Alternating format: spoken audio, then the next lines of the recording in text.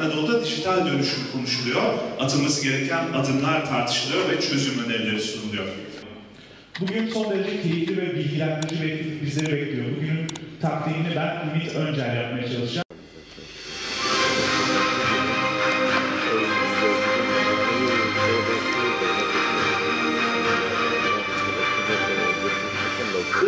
Dijital kavramı başlığı şüphesiz bugün okumanın ve geleceğe akmanın, iddialı olmanın temel başlığı. Bunu bireyden kuruma, kurumdan topluma ve ülkeye taşımak zorundayız. Ama burada bir yöntem olarak rezervim var. Burada lütfen sunum yapacak ve bunu anlatacak değerli konunun uzmanları, partner kurumlar, kuruluşlar basic düzeyden başlasınlar. Çünkü erişim ve elde edilebilirlik çok uzak bir ufukta çizilirse başlarken olumsuz bir kanaat oluşuyor ve yaklaşım demoralizasyonla bütünleşiyor. Erişilebilir olmak çok önemli. En ideali anlatırken şüphesiz bunu satın alacak olanların düzeyini düşünerek konuya yaklaşmakta fayda var. Aksi takdirde ideal takdir ediliyor ama en azından o ideal üzerinde bir yolculuk bir türlü geliştirilemiyor. İkincisi, çok değerli sunumundan dolayı İş Bankası Genel Müdür Yardımcımıza teşekkür ediyorum ama lütfen Diyarbakır'ı sadece tarımla tanımlamayalım.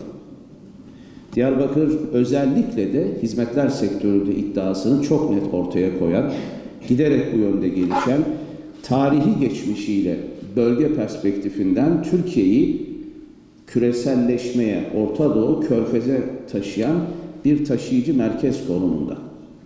Şüphesiz tarımı reddetmiyoruz. Tarıma katma değerini, ülke, il ekonomisindeki önemini ama değerli dostum, Türk Konfet Başkanı da söyledi, eğer hala bir teknolojik iletişim aracı, bir tırın tarım ürünüyle eşit ve koşut tanımlanıyorsa, tarımı yaparken diğer başlıkları da gözden kaçırmıyoruz. Ve bunun potansiyelinde Diyarbakır'da olduğunun altını çizmek istiyorum. Kamu kurumları ne yapmalı? Valilik, Büyükşehir Belediyesi işte tam bu noktada öncülük ve taşıyıcılık yapmalı. Geçtiğimiz hafta içerisinde buradaki birçok partnerimiz, ticaret odası, sanayi odası, borsası benzeri kuruluşlarımızla Diyarbakır'da bir yenilikçilik platformu kurduk. Kamu, özel, sivil ve üniversite işbirliğiyle tam da bu noktalarda gelecek hedeflemelerini belirleyecek, birlikteliği tesis edecek, kısa, orta, uzun dönemlerdeki hedefler doğrultusunda stratejik adımları akılcı ve sürdürülebilir bir temelde atacak. Bunun alt başlığı çıkan kararlar Teknopark ve Agropark. Bu iki karar da çıktı. Bunlar hayata geçecek. Kurumsal altyapıları tamamlandı. Finansman ortaklıkları da bitti. Bu eminim ki bugünkü toplantıyla taşlanacak, hız kazanacak ve doğru yola taşınacak. Bu noktada Büyükşehir Belediyesi olarak akıllı, dijital, bu kavramlar birbiriyle özdeşen, örtüşen kent kavramını zenginleştirmeyi çok önemsiyoruz. Geçtiğimiz günlerde yine bir büyük iletişim firmasının Türk Konfet'le ve İş Bankası ile çalışan Diyarbakır buluşmasında da yetkililerle paylaştım. Özellikle kentin yönetimi ve kentin geleceğe doğru yürümesini dijital temelde ve base'de yapmak zorundayız. Bu şüphesiz tabii sadece tüketici olarak anlaşılmamalı. Bir başka rezervim de bu. İyi bir tüketici olmak dijitalleşmek değil aslında. Sadece dijital dünyanın tüketimini gerçekleştiren bir ürün olmaktır. Sadece unutmayın, geliştiren olmazsanız kullandığınız ürünle birlikte siz de sunulan bir ürünsünüz. Farkında belki değilsiniz. Bunu değiştirmek için üreten, eğitimin ilk fazından itibaren bu konuda düşünen, geliştiren, icat çıkartan olmak lazım. Dolayısıyla bugün görev aldığımız Diyarbakır sorumluluğunun yaklaşık 3 yıla yakın gerisinden bugüne 150'ye yakın robotik sınıf. Bununla ilgili altyapı. Sadece merkez ilçeleri değil.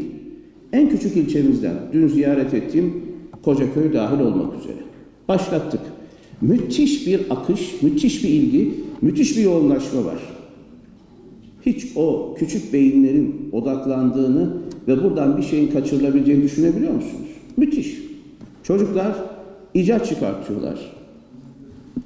toplumun önünde bilen görünen ama aslında önleyen ve önleyebilen setleri aşarak zihin kodlarında geleceğin dünyasını ufuk ve bizler için çok önemli fikirler, icatlar sunuyorlar. Özellikle yeni dönemde okul öncesi, ilköğretim, ortaöğretim, üniversiteye kadar uzanan bir zincir çok önemli. Evet, satılan bilişim ve dijital çağ ürünleri, kullanılan programlar bunlar çok güzel. Ama artık üretene dönüştürmemiz lazım toplumu. Aksi takdirde güzel bir tüketim ülkesiyiz. Her yeni modelde ve her yeni uygulamada çok keyifli ürün indiren, her birisi kendi portföyünde bunu kullanabilen maharetiyle öne çıkanların ülkesiyiz. Hayır, doğru değil.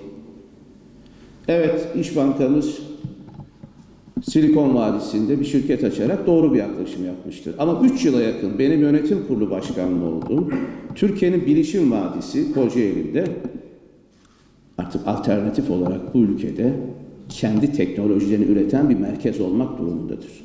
Oraya başlarken iddiam oydu. Önemli bir yere de getirdik. Eminim aynı ivmeyle şimdi devam ediyordur. Ama gelin bu vadilerden biri 10 bin yıllık geçmişin her dönem ve her zaman 33 medeniyette kalkınmanın, gelişmenin, tarımdan ticarete, bölgesini etkileyen bir merkez olarak öne çıkan Diyarbakır'da olmasın. Amacımız bu, hedefimiz bu. Öykünerek, imrenerek ve oralara giderek, oralarda bir yer edinerek değil, kendi gücüne güvenerek geleceğin dünyasını dijital temelde de atan bir il ve ülke olmalıyız. Hepinize bu toplantıya ilgi gösterip katıldığınız için ve şüphesiz bu toplantıyı gerçekleştirdiğin Türk Konfet, Dogin Sifet ve İş Bankası'na teşekkür ediyor. Sevgi ve saygılar sunuyorum. Sağ olun, var olun.